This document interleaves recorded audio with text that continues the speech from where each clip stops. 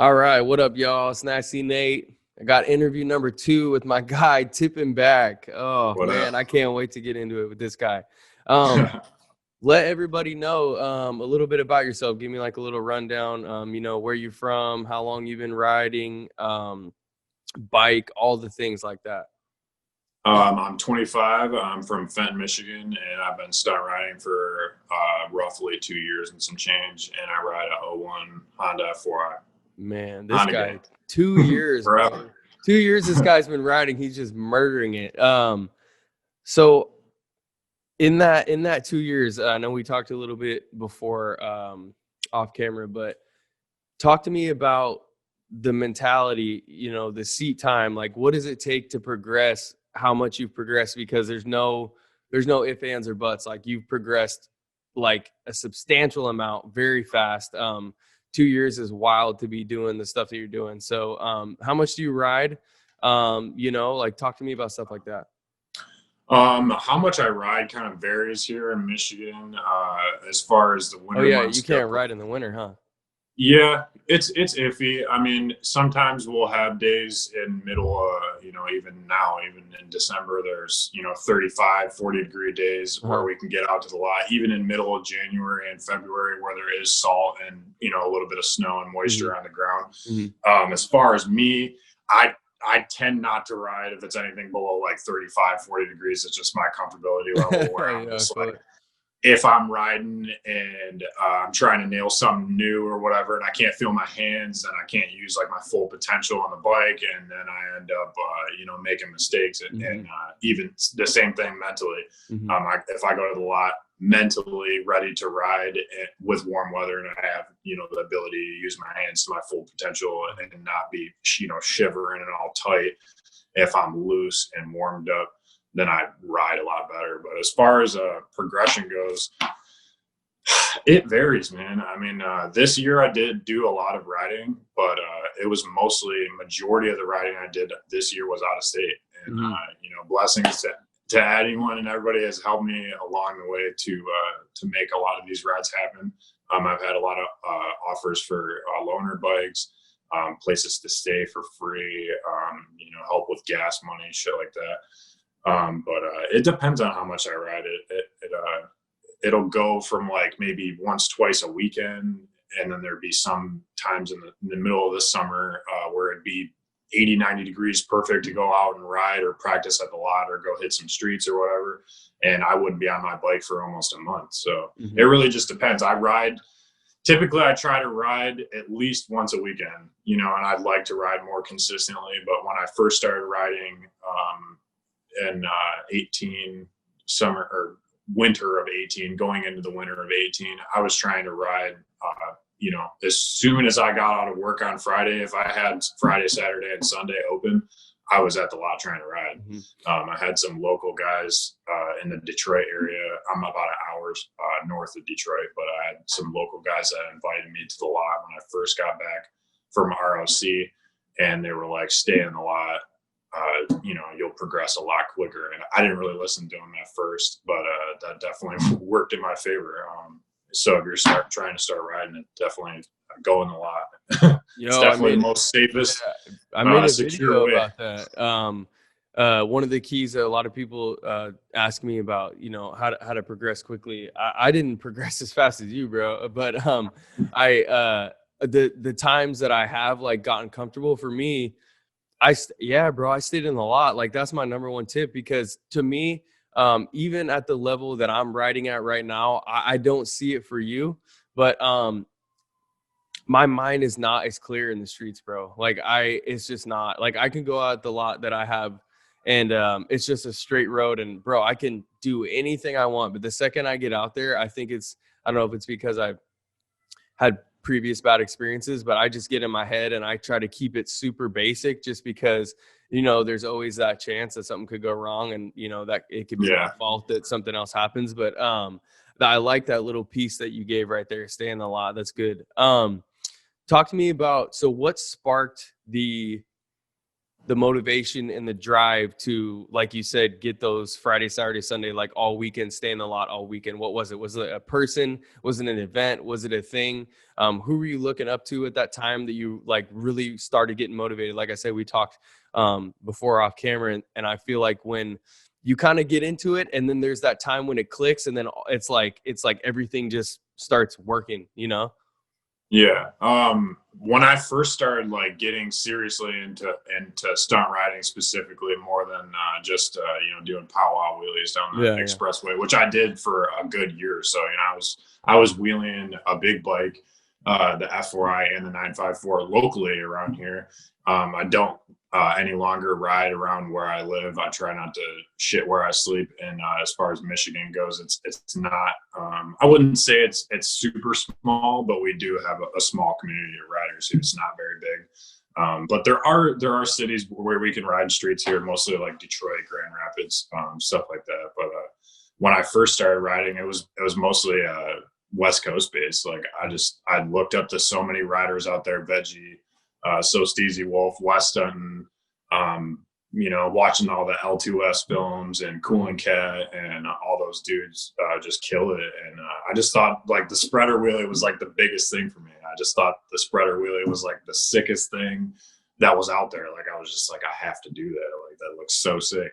And when I started riding, that was mostly what it was for. As soon as I learned how to do seat standers and then jump to spreader, like I just wanted to take that in the street. So every trick I've trained for, I have hit a few new tricks this year in the street without practicing in the lot, just because I was just comfortable this year at certain times. But most of the time, I always train for a new trick every time I try to go to the lot. No matter how much I'm riding that day, I typically try to land something new or brush up on something, throw a new combo or a new trick into a combo that I've been comfortable doing for a while. So when I go out to the lot, I try to do something new every time. Okay. Where do you get that confidence? Like, talk to me about that, because I feel like that to me, we're talking like on from like a mental level, like we're talking that we put ourselves in danger at times. You know what I mean? I mean, your body's at risk. And then, if you do get hurt, there's all those things that you have in your regular life that are backed behind that. So talk to me about, how do you clear the mind? How do you get the mental right in order to do something new and to train for a new trick? I would say just constantly. I mean, like I spend a little bit, I'm not even gonna lie, I spend a lot of time on my phone, which I've been trying to avoid lately, but I spend a lot of time watching other riders and watching certain styles of riding that I enjoy, or certain flows of combos and shit that I like to include in my riding. My riding style, I believe, has changed quite tremendously, this year because of a couple certain riders that I've seen that I just enjoy how they ride, or what trick they throw after this one, or jumping, or how the flow looks as they're riding in the street. Which riders? Oh man, that's a good question. When I first started, like I said, Veggie's been my all-time favorite rider. Shout out to Veggie. Mm-hmm. But I've seen who's your favorite rider? All time, no doubt. I mean, I have quite a few, but yeah, Veggie's topping that as always. But Elijah Marshall, that kid that came up out of Phoenix, just out of nowhere, Steezy Stunts. Brian 636 out of Chicago. A lot of different riders, man. I mean, like it's hard to name all of them that I've got inspiration from. Even you, man. I mean, I've definitely tried shit that I would have never tried. Same thing with coasters, man. And that was a big one for me recently. Yeah, tell them that story real quick. Tell them that story. I just got working on coasters. I worked on coasters in first gear for probably half the day that I was at the lot last weekend. I rode Friday, Saturday, and Sunday. And I ended the season last year, and I tried to do one coaster at the lot, pulled my clutch in, didn't hit the brake, and I fell off the back, and my bike went pancaking. We'll see if we can find a picture of it. But Okay, I know we'll throw that up there. I think it's on my Instagram. But yeah, I ended that season not getting coasters, and that was the biggest thing that bummed me out. Last year, at the end of the year, I kind of felt like I was in a rut. I felt stuck as far as like my riding style went. I was just kind of doing the same trick, kind of bored every time I try and throw something new. Mentally, I was getting super frustrated if I wasn't able to ride with other people. And this year just changed a lot of that for me. I think I'm just more at a more healthier mindset when I go to ride. And when I'm going to ride, I'm just riding for myself. Last year, when I was going out to ride, I was mostly riding just for the enjoyment of, hanging out with other friends. And if I didn't have that hype or that a certain person there or whatever to not necessarily impress, but to hang out and kind of share our progression, then I wasn't really having that much fun. And this year, it really changed it for me. I enjoyed a lot of traveling and stomping on new tricks in the streets, and just seeing how hyped people get to see me ride is just awesome. And I get just as excited as the next person to see somebody else progressing. Yeah. I like that. That's so. What do you think it is that talk to me about how you were saying about how, you used to, what changed where, you go to the lot and, if somebody wasn't there, like, you're trying to share that experience with somebody, and now that it's different, where do you think that changed? I spent a lot of time off my bike this year. Not even for really any particular reason. I think I was just kind of going through, maybe I was just kind of going through it mentally. I had some hardships that I struggled with relationship wise, and a few other things around home that were just kind of a bother to me. And I didn't really want to be on my bike all the time. In the summer, I was just kind of out partying, just kind of living it up. But it went in waves. There was certain days where I would kill to go ride if I was at work, and there were certain days where I just wouldn't even think about riding at all. That I wouldn't be on my phone. I wouldn't be trying to find like that spark of inspiration, And even today, I watched riding videos all day, and I'm just constantly thinking about coasters. So I think when I was riding this year in particular, when I would, need some motivation to go to the lot or stomp a new trick, I would just watch a certain video that just give me hype, and then I would watch it over and over and over and over and over. And same thing for you, man. Like I said, working on coasters, I seen you and your boy Tilly just smashing coasters, and that would, like, every time it would just make me cheese like so big, and I'm like, dude, I have to get these. Like, I have to. That was a big push for me. It's definitely, it helps when you influence other riders to do new tricks, So I think that's a big part of it for me, is having that push. That's why I try to push other people, is because it helps motivate people. It helps people go out and not be so scared to do something or whatever. Yeah. So real quick. So I feel like, you talked about how you went through a time where you weren't really thinking about the bike, and, it wasn't even on your radar because you had other shit going on, and, whatever that was. But do you think there's like, I feel like there's, let's be honest, this is a sport. So there's levels of the shit. Like there's dudes that are in it because they kill it. And there's dudes that are in it because they just want to have fun. And there's dudes that are in it because they want to perform at a super high level, because that's just who they are, I don't know. For me, I feel like the times when I mentally was like telling myself that I had other priorities, I felt like riding wasn't as fun. But when I'm so mentally clear that I'm like able to progress and to think about stuff that I didn't think was possible, or to even have the mental capability to like, okay, I'm going to go out, and like the other day I was trying to do side saddle in the tank and then do my brake jam to frog. And I was like, dude, like only stuff like that.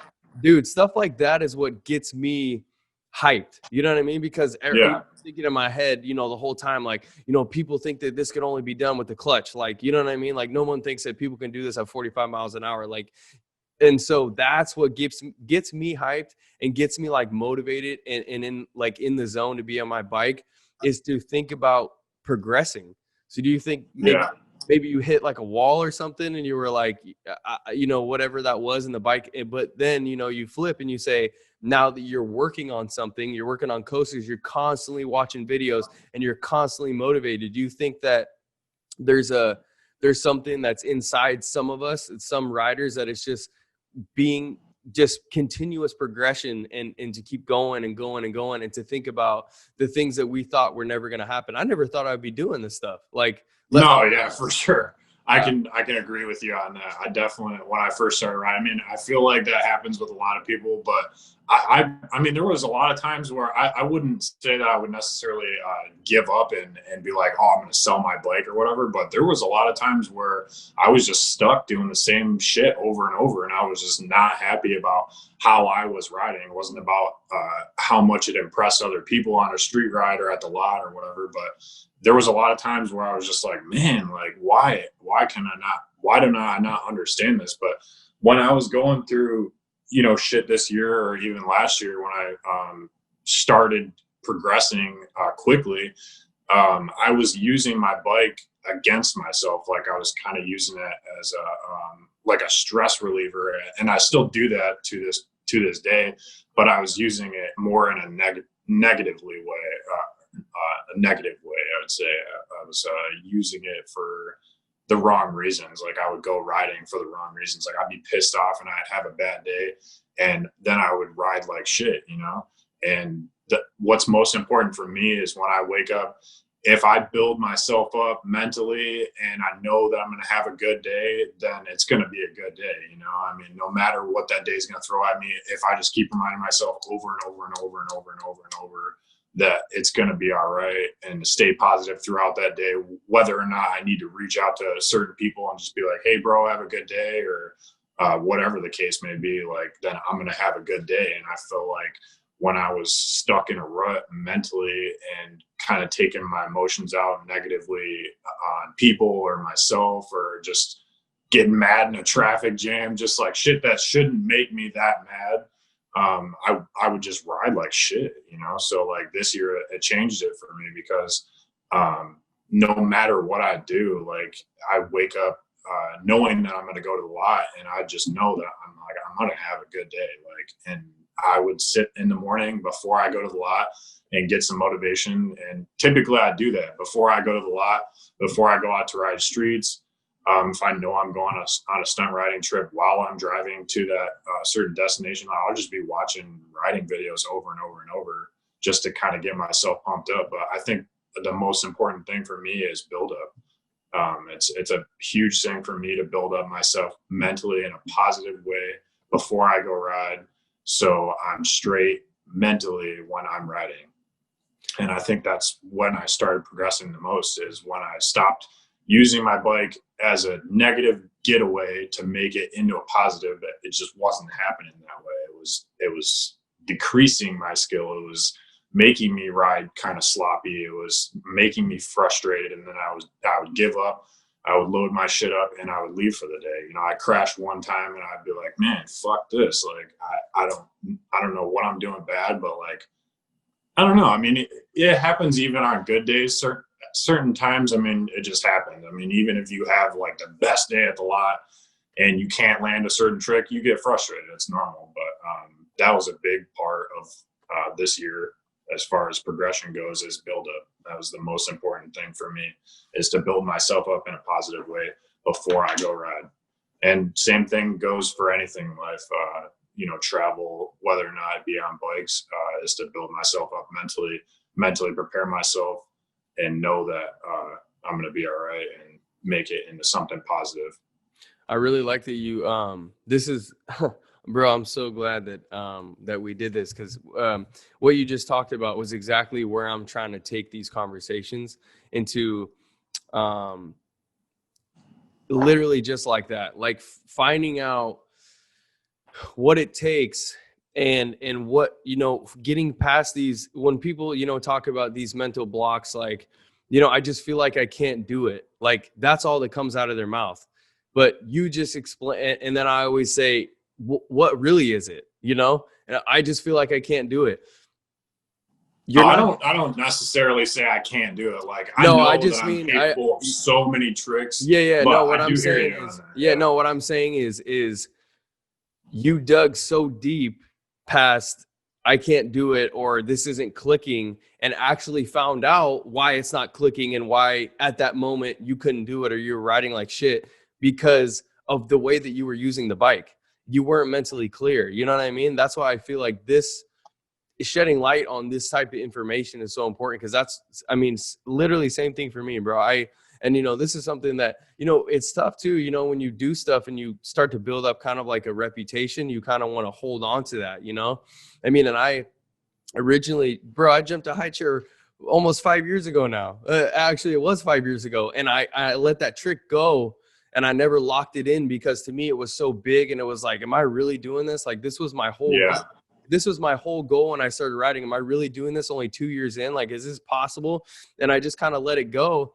And then I got to a point where, bro, I really couldn't do it. Like I would go to the lot and I would go back and forth for 45 minutes and jump to 50-50, jump to 50-50, jump to 50-50. And I was like, what is going on? Why is my body not allowing me to do this? And I was lying to Yeah. myself, dude. I was straight lying to myself. I was always building it up that I wasn't flexible. You're not flexible enough to make it. It's like, bro, you've already done it. What are you tripping on? You know, but Right. I feel like what we do is we kind of give this, we give an excuse that's so surface level that other people will understand because we know what's actually going on in our head, you know? And I wasn't being honest with myself, bro. I really wasn't. And as soon as I was like, you know what? Your mental block is that you think you're not flexible, but you know damn well you are. And the second I was like, Yeah. let that go, bro, I flew sky high over the bars like it was nothing, you know? I feel like a lot of those big tricks are mental, you know, and as far as landing new tricks or going for big jumps, it's you get what you put in, you get back. I mean, it's the same thing with the community. What you put into the community, positive or negative, you get back. No matter the case, like it'll come back and get you. So, I mean, that's the same thing with coasters, man. Like, I put into my mind that I had a positive influence from you and a lot of other guys teaching me and kind of coaching me through how to do this or drag the brake or do it in first gear or do it in second gear or do it this way or do it that way or whatever. But that's a huge thing of how I've learned how to progress quickly is because when I go to the lot and I know I'm like, all right, I can do this. Like I'm never going to tell myself if I go to the lot that I can't do something because that's what I'm going to get out of it. If I say I'm going to jump to 50-50 and I don't think I'm going to make it all the way through the bars and I think I'm going to kick my triple or, I mean, you're going to kick the triple. Yeah. Yeah, I'm guilty of it for sure 100%. because like I've been in certain situations where I'm about to, like, I learned how to jump to 50-50, I think end of last year from seat stander scrape. Before I did seat stander scrape, before jumping to 50-50, I would just jump straight through. And I sat at the lot standing at my bike and I'm like talking to my buddies. I'm like, oh dude, I feel like I'm going to do this, or I feel like I'm going to do that. Like, and I did, you know, I did fuck up. Like I did almost crash. So, and then as soon as I was like, nah, bro, I got this. Like, and then you end up landing it. And the high chair jump was a huge one for me too. This year I tried high chair jump. I was at the lot. I smashed like probably 15, 20 seat stander scrapes to jump to 50-50. And the first jump to high chair that I had done, I landed perfectly in balance point. So perfect. Like I couldn't have made that jump any better. Like it was perfectly in balance point. I didn't have to chase it out. Didn't have to bring the bike back up. And I was so hyped. Like no one was filming. I didn't even really care. Like, and I was just like rev limiter. Like I pulled my clutch in, like set the bike back down. I was so hyped. And then I went for it a second time and I had it in my mind that I had it. I was just like, all right, I'm going to smash this jump again. Like, I'm just going to keep doing it all day and make sure that I can clean it up and make sure that I'm good to, you know, take it in the streets. Cause that's a big one that I've been wanting to do as well. Other than coasters in my trick bag is jump to high chair. And I smashed my tailbone. I landed in the tank, but I didn't land far enough forward. So I landed and I didn't crash, but I smashed my tailbone, like the curl of my tailbone went underneath the lip.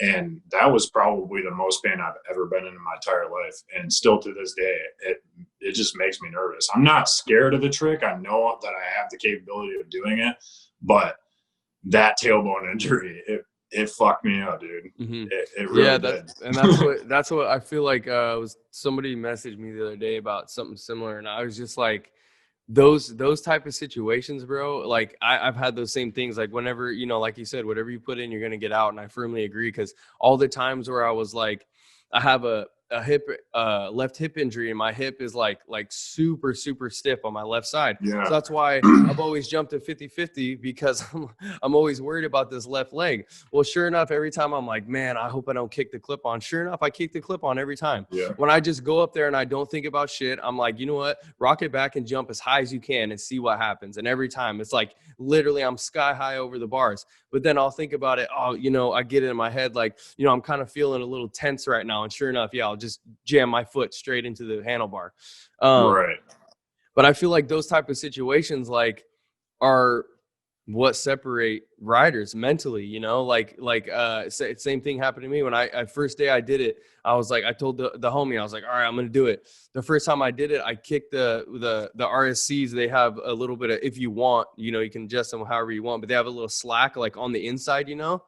Yeah. And I kicked the handlebar and it turned it completely to the side. And I landed with the handlebars turned to the side, and I was like, whoa, like, am I right. Like, you know, like, and I flew over the front, and I was like, damn, like, do I want to do that again? Like, you know, right. And I feel like that's where, that's what like I said, I told somebody I felt today. The same way. I just posted that video on my story the other day. I was doing coasters all day. I was just like super comfy. I was so happy to get them. Like I was just cheesing in my helmet the whole day. Like as soon as I got to even do like one rev limiter coaster, even if I just like did it in first gear and it was like barely in balance point, and I just dropped it like while I was doing the rev limiter.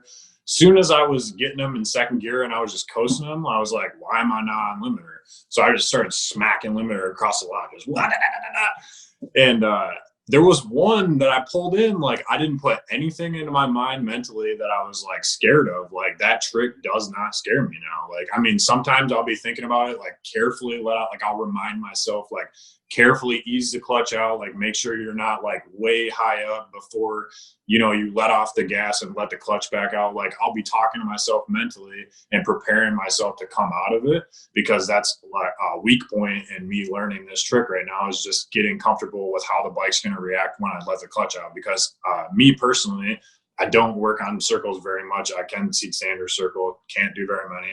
It's just not my cup of tea yet.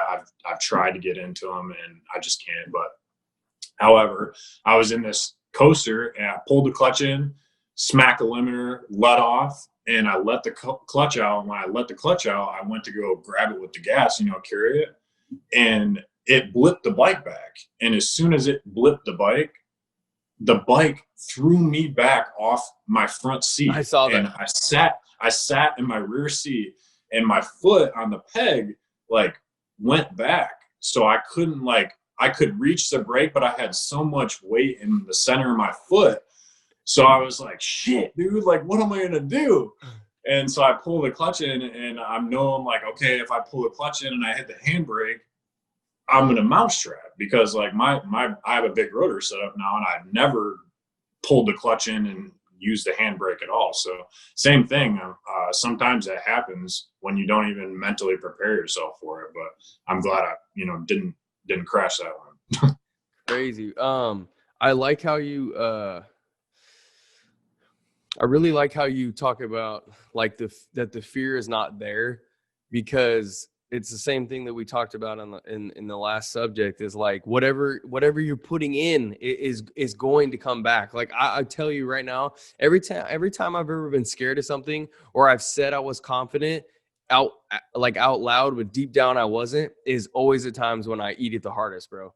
Like always. I was terrified of coasters, and literally the second I pulled the clutch in, I panicked, like instantly. Like the day I tried coasters last year when I crashed the first time, and the last time that I ever done coasters before last weekend, I was terrified, dude. Like I would even blip the clutch just the slightest bit, and I was so scared. Like, but this year, like the more and more and more and more and more I see people just ringing them out in the streets, like the more I was just like, I have to get this trick. Like that trick is not going to fuck me over mentally. Like I have to understand it.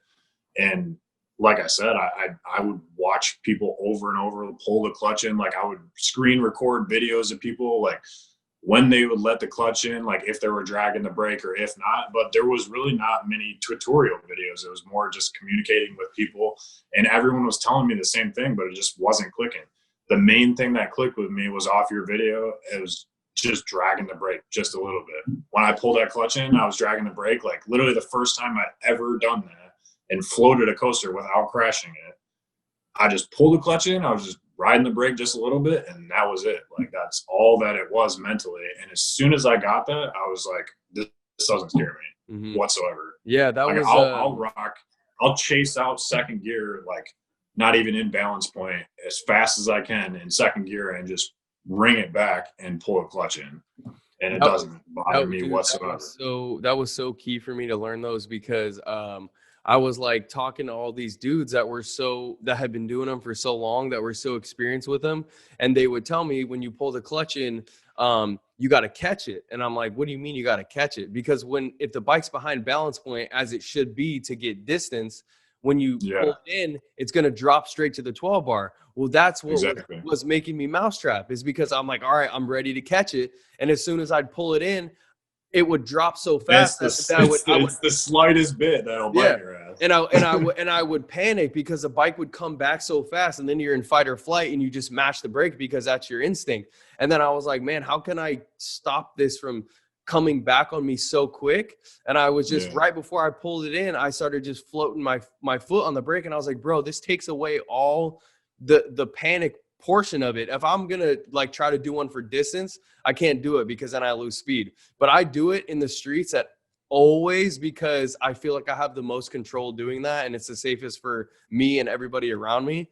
But yeah, I feel like that was huge for me. But that noise is something else, dude. That noise, I feel like I'll say it, dude. That noise, the rev limiters, it will 100% always and forever motivate me into anything. Like I could be having the worst day and just hear somebody come up right next to me chasing out a second gear or third gear wheelie, and sit down and just pull a clutch in, and I'm just like, instantly I'm looking over like, dude, how can you be mad? How can you be mad? Like, right, you can't, dude. Like you can't be mad. It's the best. It's the best. Do you feel like that?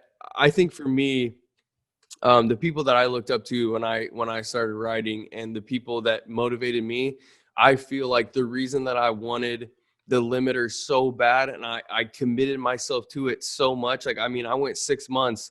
That's all I did. And I'm not a guy that progresses fast by any means. I mean, I had no handbrake. I did sit down, foot brake, coasters for 6 months before I felt like I was like, okay, I know that I can do this, and I'm comfortable with this.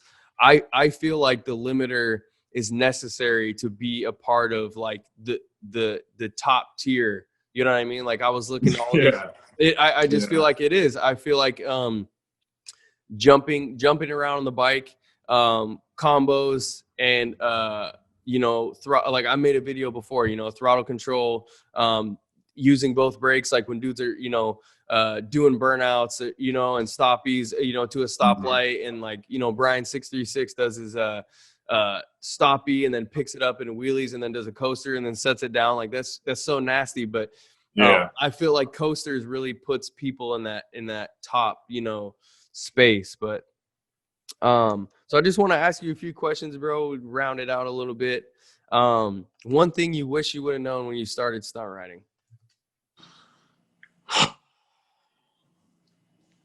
Man, that's a good one.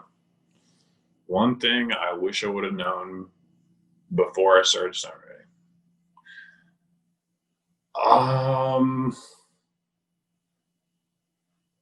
Man, I don't even know if I have an answer for that. I think the biggest thing for me when I started stunt riding, I don't think there was anything I really wish I would have known, because I feel like how many people have coached me, how many places I've gone, how many opportunities I've had to speak with people, meet people, share experiences on and off the bike, traveling wise, and still be able to communicate with people just over social media and not have met them yet is what shaped me as a rider and who I am, in this community. I try to be a positive influence. I'm not perfect. I do have my problems. I don't get along with everybody, but I try to for the most part. And I think that there's not really anything that I wish I would have known before I started stunt riding. I was pretty aware that I was taking a big risk as far as, not having health insurance at the time. Luckily, I do have good health insurance coverage now. But there's not really anything. I knew it was going to be an expensive and a risky sport. I didn't really think there was anything I wished I would have known. Mm-hmm. Good. I like it. Yeah, I wasn't ready for it, but I'm glad you were. I wouldn't say I was 100% ready for it. I mean, there's a lot of things that have happened to me in riding. I guess I don't know. If I could say there would be anything I wish I would have known how to do before I got into stunt riding, is not to panic around cops. When I first started stunt riding, I was like fuck cops, whatever, however your view like all of us, cops. like all of us. Yeah, but it's just not to panic and just what to do, who to follow, where to go, shit like that. But I mean, that comes with anything else, Experience. Yeah. Same. So we talked about who and what kind of got you started. So what keeps the motivation? I'd say the community, is a big one for me. I wouldn't say it's number one, because I do ride for myself, truly and purely. I do enjoy and love riding with all my heart. Like, I ride for myself. I own this bike and I work on it countless hours. I've spent just as much as the next person in riding. Some guys don't work on their bikes. Respect for that too. But I work on my own bike as much as I possibly can. And I've spent so much tears, blood, and sweat into my bike, specifically so I can ride. And I think one of the biggest pushes for me is this community. I think it brings a lot of people out of a lot of dark places that they're in, gives them opportunities, places to go, people to talk to, inspiration. There's so many factors to it, but I think that the big one is the community. But yeah, the number one is me. I mean, I keep myself moving. I wake up every day and I try to motivate myself to be in a positive attitude.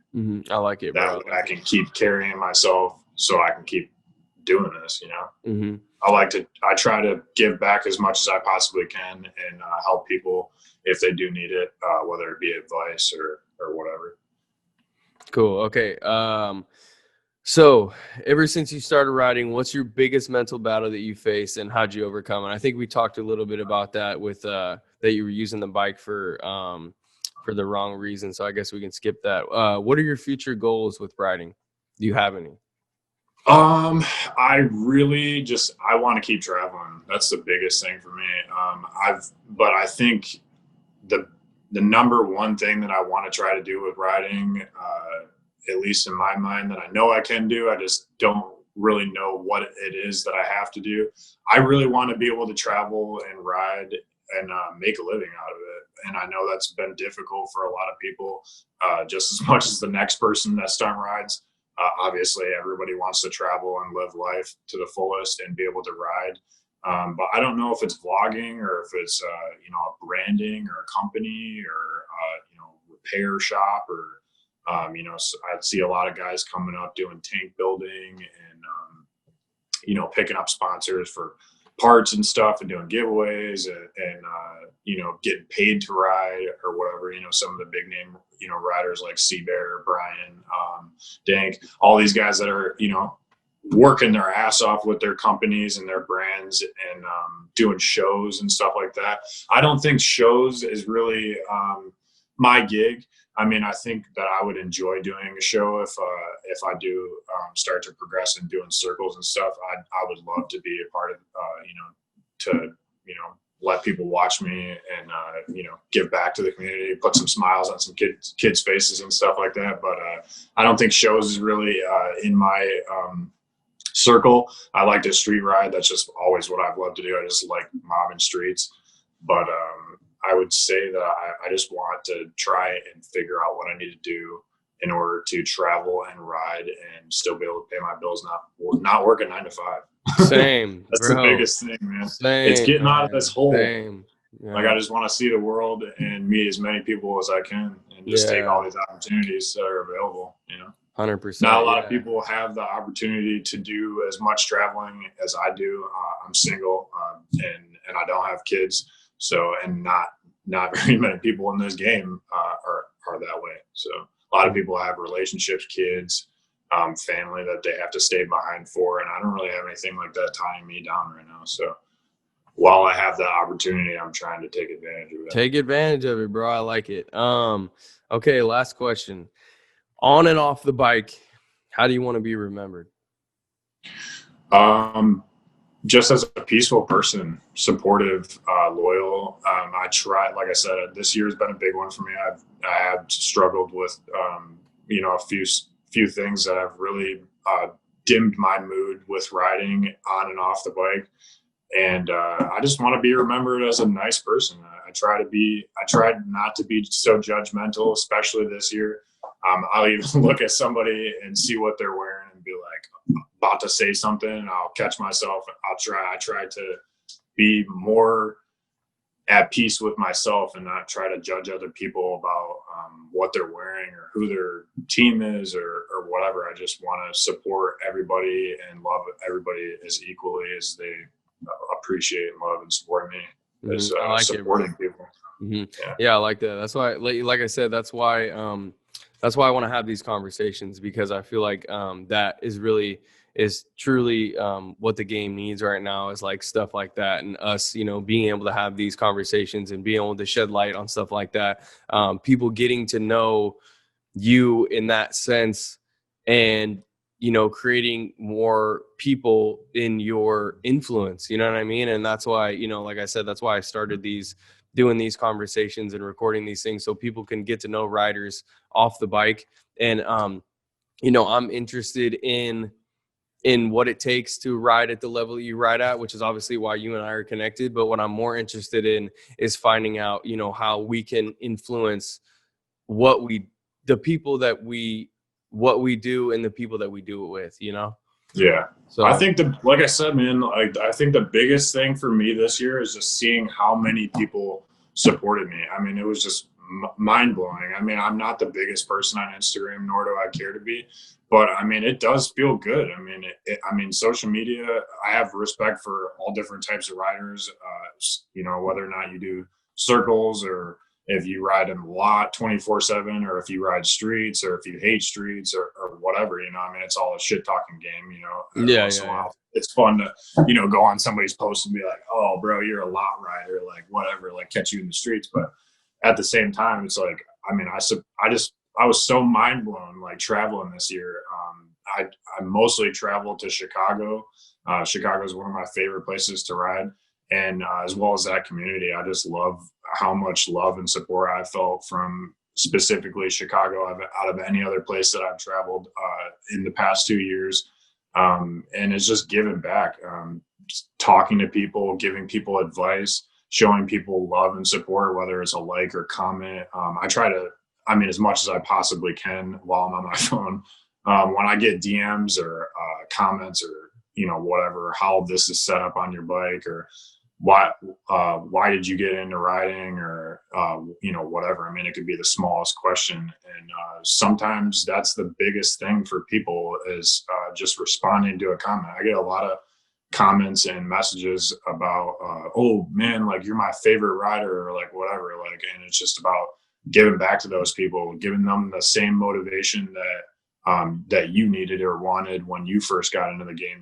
Talking to certain people, I never would have thought that I would have been the closest of friends with a lot of the big name riders that are in this game, and they're just like family to me now. And it's all about supporting other people and trying to show them love and support, just as much as you are the next person. You know, nobody's better than, you know, another person in this game, obviously, unless you know, are just a total piece of shit. But you know what I'm saying? If you catch my drift. But you know, I mean, like I said, you know, we're all human. We're all here to do the same thing, and that's to support each other and to influence each other in a positive way to keep everyone happy and to keep everyone riding. You know, there's a lot of people that lack confidence to go out and ride. There's a lot of people that lose confidence, want to sell their bike, want to get out of the game. They don't think people are helping them.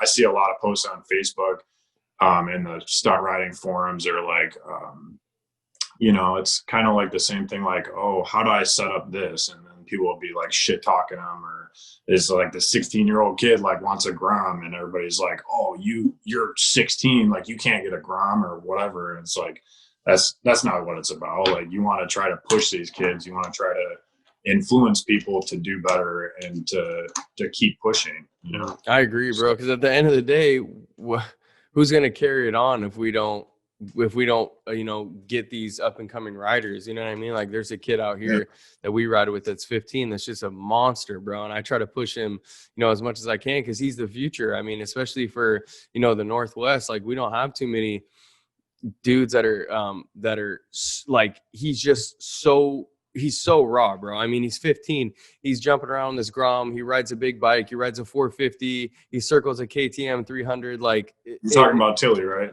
No. Cody Guffey. Oh, I'm not familiar. Yeah, I'll send you him. He's wild, bro. But hey, man, I appreciate you sitting down with me. Absolutely, man. Let everybody know where they can find you on IG, and you know, if you have, you know, whatever other stuff you have, so people can connect with you. The IG is tippin_back. And that's it. Okay, cool. You heard it from Tippin' Back. All right, guys. These interviews are going to keep going, so stay tuned for the next one, and we will see you guys then.